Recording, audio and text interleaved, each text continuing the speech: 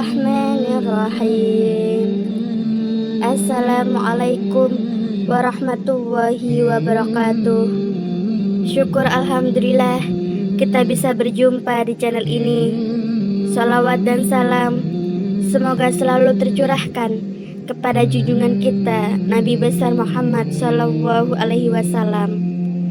Sahabat beriman yang dirahmati Allah, Allah Subhanahu wa Ta'ala memiliki cara menyampaikan pesan rindu kepada hambanya.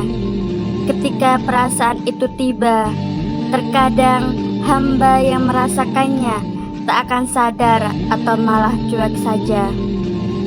Padahal Allah akan mengirimkan sebuah hadiah melalui malaikat Jibril yang tak terduga. Ujian masalah kegagalan adalah bentuk cinta Allah kepada seorang hamba. Hal tersebut menandakan jika Allah sedang rindu dengan hambanya. Pergilah kepada hambaku, lalu timpahkan ujian kepadanya, karena aku ingin mendengar rintihannya. Hadis riwayat Tabrani. Allah langsung datang tanpa perantara malaikat. Ternyata hadiah yang diberikan Allah berupa ujian yang kita anggap kutukan.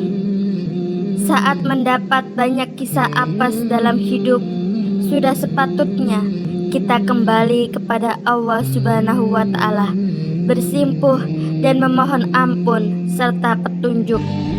Bisa saja kegagalan atau kesulitan yang kita hadapi saat ini akan membentuk kita menjadi pribadi yang lebih kuat ke depannya, atau justru menjadikan kita hamba yang lebih dekat kepada Allah Subhanahu wa Ta'ala. Sebab kita selalu berdoa kepadanya. Hal ini sejalan dengan firman Allah Subhanahu wa Ta'ala. Apakah kamu mengira bahwa kamu akan masuk surga padahal belum datang kepadamu cobaan sebagaimana halnya orang-orang terdahulu sebelum kamu? Mereka ditimpa oleh malapetaka dan kesengsaraan, serta digoncangkan dengan bermacam-macam cobaan, sehingga berkatalah Rasul dan orang-orang yang beriman bersamanya. Tercatat dalam surat Al-Lail, bilakah datangnya pertolongan Allah, ingatlah, sesungguhnya pertolongan Allah itu amat dekat. Quran Surat Al-Baqarah ayat 214. Ayat tadi menjelaskan bahwa kesulitan memang tak bisa dihindari. Mau kita bersembunyi pun juga Allah Subhanahu wa Ta'ala menetapkan suatu keputusan, maka kita harus sabar dan tabah menjalaninya. Berikut ini tanda jika Allah Subhanahu wa Ta'ala sudah merindukanmu tanpa kamu sadari. Yang pertama, sering terbangun tengah malam. Terbangun di tengah malam terkadang sering kita rasakan, entah itu kebelet pipis, lapar, ataupun haus, bahkan refleks terbangun sendiri. Hal itu sebenarnya kode dari Allah Subhanahu wa Ta'ala agar kita melaksanakan sholat malam atau tahajud. Tengah malam adalah waktu mustajab untuk melakukan ibadah seperti tahajud dan berdoa. Di waktu ini Allah turun dari arsy ke langit yang dekat bumi untuk bisa mendengar hajat dari hambanya. Jika kamu sedang tertidur di waktu ini lalu terbangun, itu tandanya Allah ingin mendengar hajatmu. Yang kedua, sering menemukan kegagalan. Kegagalan bukanlah suatu hal yang buruk. Kegagalan terjadi bukan karena kamu tidak mampu bersaing atau memiliki kekurangan, tetapi kegagalan terjadi karena Allah ingin buktikan bahwa kuasa Allah bisa angkat kegagalan itu dan menjadi kesuksesan yang tak terduga buat kamu. Yang ketiga, sering muncul postingan tentang agama. Sebenarnya hal ini dapat terjadi kapan saja kalau kita sedang membuka sosial media. Namun, ketika kita membaca dan melihat postingan agama di sosial media, kita terasa tertampar dengan kalimat-kalimatnya. Apapun yang terjadi tidaklah benar jika hanya kebetulan belaka. Tentu semuanya juga termasuk ke dalam takdir terbaik yang Allah rencanakan dan tersampaikan ilmunya melalui postingan yang kamu lihat. Yang keempat, diberi masalah, kesulitan, dan kesedihan. Jika kamu menganggap kesedihan, kesulitan, dan masalah yang kamu hadapi sekarang adalah sebuah ujian, sepertinya kamu salah.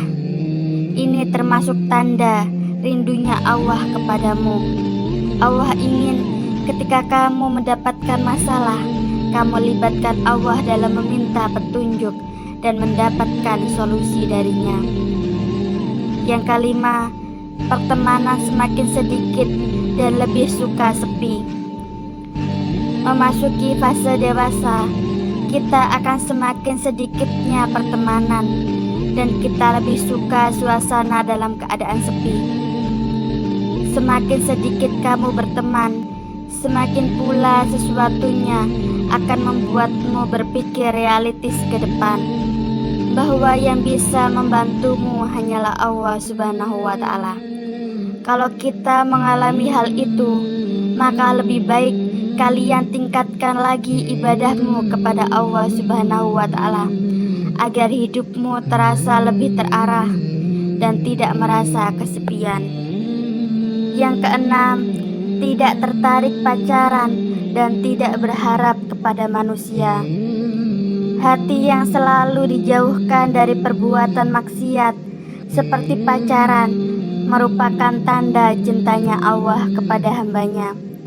Allah ingin membuat hatimu berserah kepadanya dan tidak berharap kepada manusia.